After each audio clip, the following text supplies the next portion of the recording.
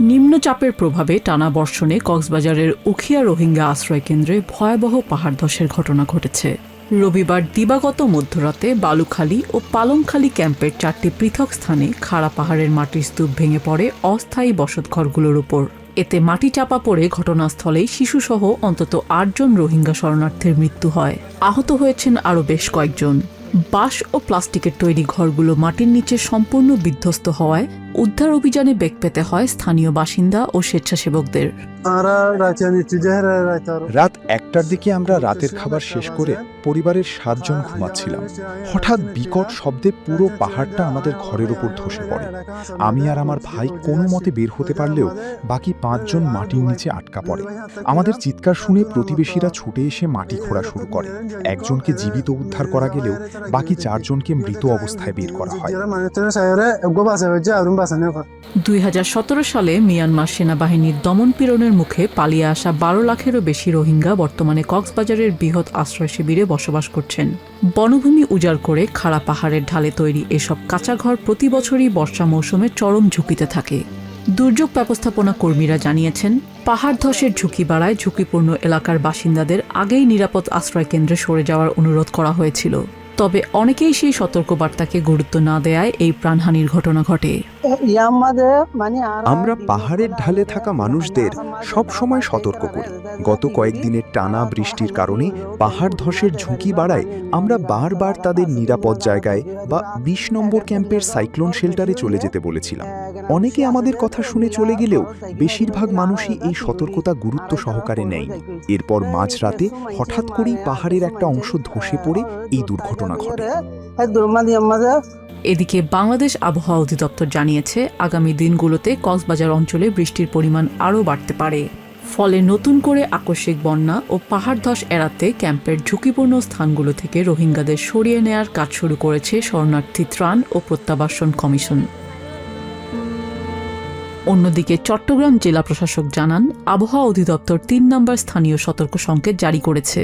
এর পরিপ্রেক্ষিতে পাহাড় ধসের আশঙ্কা দেখা দিয়েছে। তাই মাইকিং করে ঝুঁকিপূর্ণ পাহাড়ে বসবাসকারীদের আশ্রয় কেন্দ্রে চলে যাওয়ার জন্য বলা হচ্ছে। তেহরানের রাজপথ যেন এখন শোক আর ক্ষোভে ভাসছে।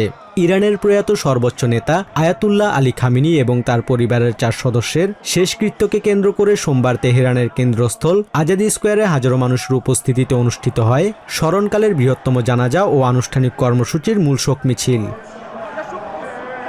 তবে তেহরানের এই শেষকৃত্য রূপ নিয়েছে চরম প্রতিশোধের মিছিলে।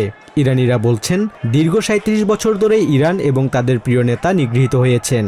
শোকাহত ইরানিদের দাবি, আলী খামেনি ছিলেন একজন শক্তিমান ও ভালো নেতা, কিন্তু সাম্রাজ্যবাদী শক্তি তাকে তার পেছনে নানা অপবাদ দিয়েছে এবং হত্যা করেছে। রাজপথে প্রিয় নেতার হত্যার প্রতিশোধের দৃঢ় শপথ নেন সাধারণ ইরানিরা। আজ আমি এখান থেকে ট্রাম্পকে বলতে চাই, তোমার কাছ থেকে আমাদের নেতার রক্তের বদলা নেব, এটা নিশ্চিত থাকো। তুমি যে গর্তেই লুকিয়ে থাকো না কেন, আমরা এই রক্ত বৃথা যেতে দেব না। আমরা আশা করি নেতানিয়াহু এবং ট্রাম্পকে এর চেয়েও বেশি ভোগান্তি পোহাতে হবে। সামনে এখনো অনেক কিছু বাকি আছে। আমরা আমাদের নেতাকে হারিয়েছি, আমরা বিশ্বের সর্বশ্রেষ্ঠ ইসলামী নেতাকে হারিয়েছি। তাদের জন্য সামনে এর চেয়েও অনেক গুণ কঠোর প্রতিশোধ অপেক্ষা করছে। প্রতিশোধ এখনো নেওয়া হয়নি। এই যে রক্তিম পতাকাগুলো উড়ানো হয়েছে, এর অর্থ হলো আমাদের নেতার হত্যার বদলা অবশ্যই নিতে হবে। আমাদের উচিত তাদের একদম শিকড় সহ উপড়ে ফেলা। রাজপথে বিশাল বিশাল ব্যানার, ফেস্টুনের প্রতিবাদ ও প্রতিশোধের বার্তা তুলে ধরেন ক্ষুব্ধ ইরানিরা। এপিস্টেনিয়ান ট্রাম্প শীঘ্রই তোমার মৃত্যু হবে শীর্ষক স্লোগান সহ ট্রাম্প, জেডি ভ্যান্স, পিট হেগসেথ ও নেতানিয়াহুর ছবির ওপর ক্রস চিহ্ন বসিয়ে রক্তের বদলে রক্ত ঝরবে শীর্ষক নানা স্লোগান তুলে ধরেন বিক্ষোভকারীরা। এক সপ্তাহের রাষ্ট্রীয় শোক কর্মসূচির অংশ হিসেবে মঙ্গলবার কফিনগুলো শিয়া ধর্মীয় শিক্ষার মূল কেন্দ্র তেহরানের দক্ষিণ পশ্চিমাঞ্চলীয় কোম নগরীতে নেওয়া হবে। পরে ইরাকের নাজাফ ও কারবালায় শোক মিছিল শেষে পুনরায় ইরান ফিরে দেশটির শীর্ষ এই নেতাকে বৃহস্পতিবার তার জন্মশহর মাশহাদে দাফন করা হবে। ভোরের আলো ফোটার আগেই তীব্র বিস্ফোরণে কেঁপে ওঠে ইউক্রেনের রাজধানী কিভ। সোমবার শহরের ঐতিহাসিক পদিলস্কি জেলাসহ বিভিন্ন এলাকায় বৃষ্টির মতো আছড়ে পড়ে রুশ ক্ষেপণাস্ত্র ও ড্রোন। হামলায় বেশ কয়েকটি বহুতল আবাসিক ভবন ও গাড়ি সম্পূর্ণ ধ্বংস হয়ে যায়। ধ্বংসস্তূপের নিচ থেকে একের পর এক মরদেহ উদ্ধার করছেন জরুরি বিভাগের কর্মীরা। স্থানীয় প্রশাসনের তথ্য মতে এ পর্যন্ত 11 জনের মৃত্যু নিশ্চিত করা হয়েছে, যার মধ্যে 19 বছর বয়সী এক তরুণীও রয়েছেন। আমাদের পুরো সিঁড়িটাই ভেঙে পড়েছে। নিচে নামার কোনো উপায় ছিল না। আমরা সেখানে স্রেফ অবরুদ্ধ হয়ে পড়েছিলাম। যেখানে এখন ক্রেনটি ঝুলছে ঠিক ওটাই আমার ফ্ল্যাট। আমি ভেবেছিলাম আজ বুঝি সব শেষ। পরে উদ্ধারকারীরা এসে আমাদের নিচে নামিয়ে আনে। কিয়েভের মেয়র ভিতালি ক্লিচকো এই হামলাকে ভয়াবহ উল্লেখ করে বলেন, শহর ধ্বংস করতে রাশিয়া জিরকন, শাহেদ ও ব্যালিস্টিক মিসাইল সহ সব ধরনের মরণাস্ত্র ব্যবহার করছে। তবে কিয়েভে যখন এই ধ্বংসযজ্ঞ চলছে, ঠিক তখন রাশিয়ার ওমস্ক অঞ্চলে দেশটির বৃহত্তম তেল শোধনাগারে পাল্টা ড্রোন হামলা চালায় ইউক্রেনিয়ান বাহিনী। এই চরম উত্তেজনার মাঝেই গত শনিবারের পুতিন ট্রাম্প ফোন আলাপ নিয়ে নতুন বার্তা দিয়েছে মস্কো। ক্রেমলিনের মুখপাত্র দিমিত্রি পেসকভ জানিয়েছেন, ইউক্রেন সংকট সমাধানে ডোনাল্ড ট্রাম্পের অবস্থান অত্যন্ত সুসংগত এবং তিনি পুতিনের যুক্তিগুলো মন দিয়ে শুনেছেন। ট্রাম্প ঘন ঘন নিজের মত বদল করেন বলে যে সমালোচনা রয়েছে তা সম্পূর্ণ ভিত্তিহীন বলেও দাবি করে ক্রেমলিন। প্রেসিডেন্ট ডোনাল্ড ট্রাম্পের একটি বেশ সুসংগত অবস্থান রয়েছে। তিনি যা ঘটছে তা নিজের মতো করে বোঝেন এবং নিজের বিশ্বাসের জায়গায় অনড়। সবচেয়ে বড় কথা, তিনি পুতিনের দেয়া তথ্যগুলো শোনার জন্য উন্মুক্ত। খুব শিগগিরই দুই প্রেসিডেন্টের মধ্যে পরবর্তী যোগাযোগ হবে বলে আমরা আশা করছি। অন্যদিকে এশীয় প্রশান্ত মহাসাগরীয় অঞ্চলে নিজেদের সামরিক শক্তির জানান দিতে সোমবার থেকে চায়নার তিংতাও উপকূলে যৌথ নৌমহড়া শুরু করেছে চায়না ও রাশিয়া। ক্রেমলিন জানিয়েছে, দীর্ঘপাল্লার ব্যালিস্টিক ক্ষেপণাস্ত্র পরীক্ষা করা বেজিংয়ের সার্বভৌম অধিকার এবং এই যৌথ মহড়া অঞ্চলের নিরাপত্তা ও স্থিতিশীলতা বাড়াতে সাহায্য করবে। তবে জাপান ও অস্ট্রেলিয়ার মতো দেশগুলো এই সামরিক তৎপরতা নিয়ে গভীর উদ্বেগ প্রকাশ করেছে। এই যৌথ মহড়া এশীয় প্রশান্ত মহাসাগরীয় অঞ্চলের নিরাপত্তা ও স্থিতিশীলতা নিশ্চিত করতে অত্যন্ত গুরুত্বপূর্ণ ভূমিকা রাখবে। চায়না আমাদের কৌশলগত অংশীদার এবং নিজেদের ভূখণ্ডে দীর্ঘপাল্লার ব্যালিস্টিক ক্ষেপণাস্ত্র পরীক্ষা করার পূর্ণ সার্বভৌম অধিকার বেইজিংয়ের রয়েছে। আমরা একে আন্তর্জাতিক আইন মেনেই একটি স্বাভাবিক সামরিক তৎপরতা হিসেবে দেখছি।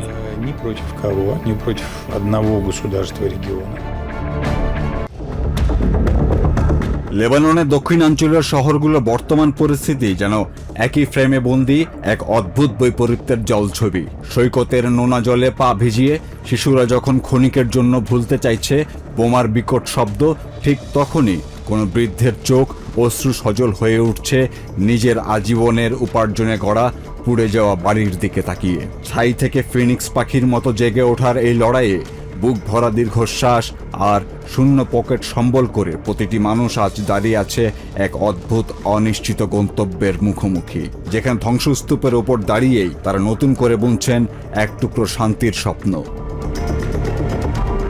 দীর্ঘ প্রতীক্ষা আর যুদ্ধের বিভীষিকা পেরিয়ে দেশটির দক্ষিণাঞ্চলীয় উপকূলীয় শহর টায়ারে ফিরতে শুরু করেছে প্রাণের স্পন্দন। ধীরে ধীরে স্বাভাবিক হতে শুরু করেছে সাধারণ মানুষের প্রত্যাহিক জীবন। নিজেদের ভিটে মাটিতে ফিরতে পেরে কিছুটা স্বস্তিও পাচ্ছেন স্থানীয়রা। আল্লাহকে ধন্যবাদ, আমরা অবশেষে টায়ারে ফিরতে পেরেছি এবং আমাদের স্বাভাবিক জীবনযাত্রা আবার শুরু হয়েছে। আশা করি এবার শান্তি বজায় থাকবে এবং খারাপ কিছু আর ঘটবে না। তবে এখানে যে পরিমাণ ধ্বংসযজ্ঞ চালানো হয়েছে তা আসলে কল্পনারও বাইরে। সাম্প্রতিক যুদ্ধবিরতির পর 400,000-এর মতো মানুষ নিজেদের ভিটায় ফিরলেও এখনও তাদের তাড়া করে ফিরছে নতুন সংঘাতের শঙ্কা। বাস্তুচ্যুত এই লেবানিজ বলেন, মাঝে মধ্যে রাতের বেলায় এখনও বোমা বর্ষণ বা বিস্ফোরণের শব্দ শোনা যায়। লেবানন সরকারের দেয়া তথ্য অনুযায়ী আশ্রয়কেন্দ্রের বাইরে থাকা বাস্তুচ্যুত মানুষের প্রায় 40% এবং সরকারি আশ্রয়কেন্দ্রে থাকা 60% মানুষ নিজ এলাকায় ফিরেছেন। তবে দেশটির সমাজ কল্যাণ মন্ত্রী হানিন এল সায়েদ জানান, পুরো দক্ষিণাঞ্চল জুড়ে প্রায় 90,000 ঘরবাড়ি সম্পূর্ণ বা আংশিকভাবে ধ্বংস হয়ে গেছে। এই ঘরে ফেরার অর্থ হলো ফিরে আসা পরিবারগুলোর অন্তত বাড়ি ফেরার মতো ন্যূনতম একটি অবস্থা আছে, আর যারা এখনো ফিরতে পারেননি তাদের পরিস্থিতি আরও করুণ। Iranians have a much harder situation. টায়ারের ঘরে ঘরে চলছে এখন ধ্বংসস্তূপ পরিষ্কার আর নতুন করে বেঁচে থাকার লড়াই। অনেক পরিবারই ভাঙা ঘরের একটি মাত্র কক্ষ মেরামত করে পুরো পরিবার নিয়ে কোনো মতে মাথা গোজার ঠাঁই খোঁজার চেষ্টা করছেন। ফিরে এসে দেখি পুরো বাড়ি ধসে পড়েছে। ঘরের সব দেয়াল আর আসবাবপত্র ভেঙে চুরমার হয়ে গেছে। আমি কোনো মতে ধ্বংসস্তূপ পরিষ্কার করে কিছু জরুরি জিনিসপত্র এনেছি। এখন আমার স্ত্রী ও সন্তানরা সবাই মিলে একটি মাত্র রুমে বাস করছি। আংশিক যুদ্ধবিরতি হলেও লেবাননের প্রায় 600,000 মানুষ এখনও স্থায়ীভাবে বাস্তুচ্যুত হয়ে বিভিন্ন স্কুল ও অস্থায়ী ক্যাম্পে মানবেতর জীবন কাটাচ্ছেন। তবে এর সাথে হানা দিয়েছে জীবিকা হারানোর বেদনা। এখানে আমার মেয়ের একটা দোকান ছিল, ওটা পুরোপুরে ছাই হয়ে গেছে। আমার একটা গুদাম ঘর ছিল, আমি একজন জেলে, আমার সব মাছ ধরার জাল এখানে পুড়ে শেষ। আমার বয়স এখন 85 বছর। এই বয়সে নতুন করে কাজ করার ক্ষমতা আমার নেই। এই ভবনটা ভাড়া দিয়েই আমার পুরো সংসার চলতো, আর এখন সব শেষ। এখনো দূর সীমান্তে বোমা বর্ষণের মৃদু শব্দ এবং জীবন সংগ্রামের মাঝেও আশা ছাড়তে নারাজ টায়ারবাসী। হাতে গোনা কিছু সম্বল করে বুক ভরা আশা নিয়ে নিজেদের মাতৃভূমিকে নতুন করে গড়ার স্বপ্নে বিভোর যুদ্ধবিধ্বস্ত লেবাননের এই মানুষগুলো। আমেরিকার ফরওয়ার্ড ফোলারিন ব্যালোগানের লাল কার্ডের নিষেধাজ্ঞা স্থগিত করায় বিশ্ব ফুটবলের অভিভাবক সংস্থা ফিফার উপর চরম ক্ষোভ প্রকাশ করেছে ইউরোপিয়ান ফুটবলের নিয়ন্ত্রক সংস্থা ওয়েফার দাবি, ফিফার এই নজিরবিহীন ও অযৌক্তিক সিদ্ধান্ত ফুটবলের সততা এবং নিয়মকানুনকে ঝুঁকির মুখে ফেলেছে। নেপথ্যে প্রেসিডেন্ট ডোনাল্ড ট্রাম্পের সরাসরি হস্তক্ষেপের অভিযোগ উঠায় পুরো ঘটনাটি আন্তর্জাতিক ক্রীড়াঙ্গনে নতুন বিতর্কের জন্ম দিয়েছে। বসনিয়ার বিপক্ষে ম্যাচে ফাউল করে রেড কার্ড পেয়েছিলেন আমেরিকান স্ট্রাইকার ফ্লোরিন ব্যালোগান। নিয়ম অনুযায়ী বেলজিয়ামের বিপক্ষে শেষ 16 ম্যাচে তার স্বয়ংক্রিয় নিষেধাজ্ঞা থাকার কথা ছিল, কিন্তু প্রেসিডেন্ট ডোনাল্ড ট্রাম্প ফিফা সভাপতি জিয়ান্নি ইনফান্টিনোকে ফোন করে বিষয়টি পর্যালোচনার অনুরোধ জানানোর পর ব্যালোগানের নিষেধাজ্ঞা 1 বছরের জন্য স্থগিত করে ফিফা। এই সিদ্ধান্তের কড়া সমালোচনা করে ইউরোপিয়ান ফুটবলের নিয়ন্ত্রক সংস্থা ইউএফা জানিয়েছে, ফিফা এখানে স্পষ্ট সীমা লঙ্ঘন করেছে। যখন নিয়মের রক্ষকেরাই নিয়ম ভাঙেন তখন টুর্নামেন্টের নির্ভরযোগ্যতা প্রশ্নবিদ্ধ হয়। ফিফার এমন পক্ষপাতমূলক সিদ্ধান্তে ক্ষুব্ধ বেলজিয়ামের ফুটবল অ্যাসোসিয়েশন। সংস্থাটি জানিয়েছে, ফিফার নিজস্ব ডিসিপ্লিনারি কোড এবং 2026 বিশ্বকাপ নিয়মের 10.5 ধারা অনুযায়ী সরাসরি লাল কার্ড দেখলে পরের ম্যাচে নিষেধাজ্ঞা বাধ্যতামূলক। এদিকে সিয়াটেলে ম্যাচ শুরুর আগে দুই দলের সমর্থকদের মাঝেও দেখা গেছে মিশ্র প্রতিক্রিয়া। বেলজিয়ামের সমর্থকেরা একে দ্বিমুখী নীতি ও দুর্নীতি বলে দাবি করেছেন, তবে আমেরিকান সমর্থকেরা নিজেদের সেরা স্ট্রাইকারকে ফিরে পেয়ে খুশি হলেও ম্যাচের মাত্র 24 ঘন্টা আগে এমন নজিরবিহীন সিদ্ধান্তে তারা বিস্ময় লুকাতে পারেননি। আমাদের ডিফেন্ডার অ্যাঙ্গোই যখন আগের ম্যাচে লাল কার্ড পেয়েছিল, তাকে কিন্তু এক ম্যাচের নিষেধাজ্ঞা ঠিকই দেওয়া হয়েছিল। তাহলে এখন কেন দুই জায়গায় দুই রকম নীতি নেওয়া হচ্ছে? আমি সরাসরি বলতে চাই না যে ফুটবল দুর্নীতিগ্রস্ত। এই বিতর্ক ছুঁয়ে গেছে অন্য দলগুলোকেও। মেক্সিকোর বিপক্ষে ম্যাচে ইংল্যান্ডের ডিফেন্ডার জ্যারেল কোয়ান্সা লাল কার্ড পাওয়ায় ক্ষোভ প্রকাশ করেছেন ইংলিশ কোচ টমাস টুখেল। ফিফার এই দ্বিমুখী নীতি নিয়ে উপহাস করে টুখেল রসিকতার সুরে বলেন, এবার হয়তো ইংল্যান্ডের অধিনায়ক হ্যারি কেনকেও ডোনাল্ড ট্রাম্পের কাছে সুপারিশ নিয়ে যেতে হবে। সমালোচকদের মতে, ক্ষমতার জোরে মাঠের লাল কার্ড যদি রাজনৈতিক টেবিলে সবুজ হয়ে যায়, তবে তা বিশ্ব ফুটবলের নিরপেক্ষতা ও ভবিষ্যৎ নিয়মনীতির জন্য এক বিপজ্জনক দৃষ্টান্ত হয়ে দাঁড়াতে পারে। ইউক্রেন এবং রাশিয়ার ঘনিষ্ঠ মিত্র বেলারুশের সীমান্তবর্তী দেশ পোল্যান্ড নেটোর এই গুরুত্বপূর্ণ সদস্য রাষ্ট্রে ইউএস সেনা মোতায়েনের রোটেশন প্রক্রিয়া মে মাসে স্থগিত করার পর তা আবারও চালুর ঘোষণা দিয়েছে ওয়াশিংটন। সোমবার পোল্যান্ডের বিটগোস শহরের একটি ক্ষেপণাস্ত্র তৈরির কারখানায় আয়োজিত এক অনুষ্ঠানে এই সিদ্ধান্তকে স্বাগত জানান পোলিশ প্রতিরক্ষামন্ত্রী ভ্লাদিস্লাভ কোসিনিয়াক-কামিশ। পোল্যান্ড মূলত একটি ট্রান্স আটলান্টিক সেতু, যা আমেরিকাকে ইউরোপের সাথে যুক্ত করেছে। আমেরিকান অংশীদারদের মতে পোল্যান্ড একটি অনুগত ও অনুকরণীয় মিত্র। তাই কয়েক সপ্তাহ আগে স্থগিত হওয়া ইউএস সেনা রোটেশন প্রক্রিয়াটি যে আবারও শুরু হচ্ছে এবং আগামী কয়েক সপ্তাহের মধ্যে তা সম্পন্ন হবে, এই খবরটি আমাদের জন্য অত্যন্ত ইতিবাচক এক সংকেত। ইউরোপের দেশগুলোকে নিজেদের প্রতিরক্ষায় আরও বেশি অর্থ ব্যয় করা উচিত, এমন যুক্তিতে আমেরিকান প্রশাসন সেনা সংখ্যা পর্যালোচনার অংশ হিসেবে এই রোটেশন স্থগিত করেছিল। তবে পরবর্তীতে প্রেসিডেন্ট ডোনাল্ড ট্রাম্প পোল্যান্ডে আরও অতিরিক্ত 5,000 সেনা পাঠানোর ঘোষণা দেন। একই সাথে পোল্যান্ডে আমেরিকান প্রযুক্তির দূরপাল্লার ব্যারাকুডা 500 ক্রুজ মিসাইল যৌথভাবে সংযোজন ও উৎপাদনের জন্য 3টি প্রতিষ্ঠানের মধ্যে চুক্তি সই হয়েছে, যা নেটো ও পোল্যান্ডের প্রতিরক্ষা সক্ষমতা বহুগুণ বাড়িয়ে দেবে। দ্বিতীয় বিশ্বযুদ্ধের সময় পোলিশ নাগরিকদের ওপর চালানো একটি হত্যাকাণ্ডের সাথে জড়িত ইউক্রেনিয়ান জাতীয়তাবাদী বিদ্রোহীদের নামে সামরিক ইউনিটের নামকরণকে কেন্দ্র করে ওয়ারশো ও কিভের মধ্যে সাম্প্রতিক সম্পর্কে কিছুটা টানাপোড়েন তৈরি হয়েছে। আর এই রাজনৈতিক বিভেদের মাঝেই ইউক্রেনের প্রতি সমর্থন বজায় রাখতে দেশের অভ্যন্তরীণ রাজনীতিতে ঐক্য বজায় রাখার আহ্বান জানান পোলিশ প্রধানমন্ত্রী ডোনাল্ড টাস্ক। নিরাপত্তার মতো স্পর্শকাতর বিষয়টিকে আমরা যেন রাজনৈতিক যুদ্ধক্ষেত্র বানিয়ে না ফেলি। নিরাপত্তা, যুদ্ধ ও শান্তির মতো জাতীয় স্বার্থের বিষয়ে আমাদের সমস্ত রাজনৈতিক দলের মধ্যে ঐক্য ও সংহতি বজায় রাখতে হবে, অন্যথায় আমাদের খুব দ্রুতই এর জন্য চড়া মূল্য দিতে হবে।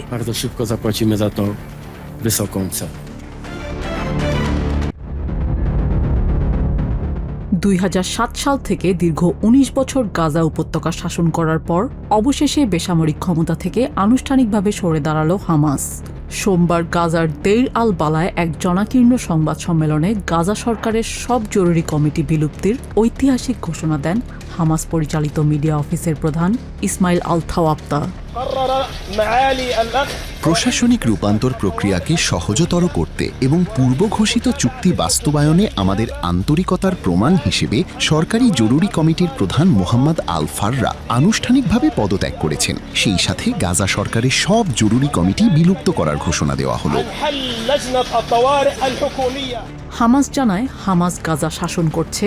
ইসরায়েলের এই যুদ্ধ দীর্ঘায়িত করার অজুহাত চিরতরে কেড়ে নিতেই এই পদক্ষেপ। তবে জনস্বার্থে সাধারণ ও পেশাদার কর্মীরা নিজ নিজ দায়িত্ব পালন করে যাবেন।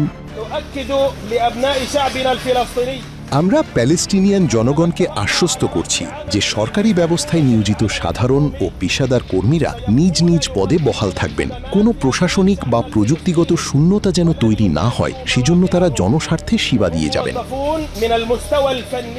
সামরিক নিরস্ত্রীকরণের আন্তর্জাতিক চাপ এড়াতে বেসামরিক ক্ষমতা ছাড়লেও এখনই অস্ত্র ছাড়ছে না হামাস।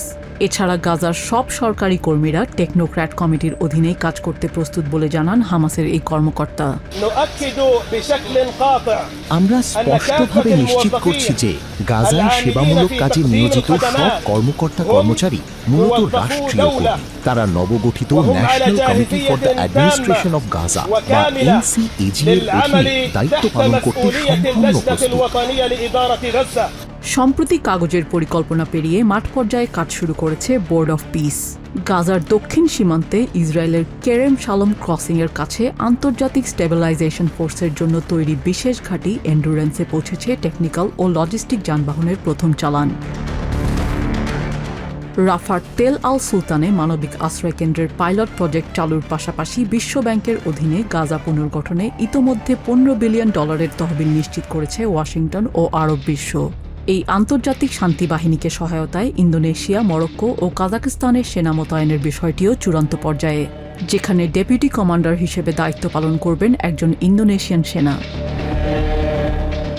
ইসরায়েল এই ঐতিহাসিক সিদ্ধান্তকে হামাসের রাজনৈতিক চাল বলে আখ্যা দিলেও কায়রোতে চলমান প্যালেস্টিনিয়ান দলগুলোর আলোচনায় NCAG কমিটিতে দ্রুত গাজায় প্রবেশ করিয়ে পুনর্গঠনের দ্বিতীয় ধাপ শুরু করার ওপর জোর দিচ্ছে। প্রেসিডেন্ট ডোনাল্ড ট্রাম্পের মধ্যস্থতায় হওয়া শান্তি পরিকল্পনা ও জাতিসংঘ নিরাপত্তা পরিষদের 2803 নম্বর প্রস্তাবের অধীনে গাজা পরিচালনার জন্য গঠিত হয়েছে national committee for the administration of Gaza বা NCAG। সম্পূর্ণ নিরপেক্ষ ও পেশাদার টেকনোক্র্যাটদের নিয়ে গঠিত এই কমিটির প্রধান ডক্টর আলী সাদ। শিগগির এই কমিটি গাজায় প্রবেশ করবে বলে ধারণা সংশ্লিষ্টদের। নিউ ইয়র্ক থেকে সম্প্রচারিত TVN 24 টেলিভিশন বিশ্বজুড়ে বাঙালির কণ্ঠস্বর।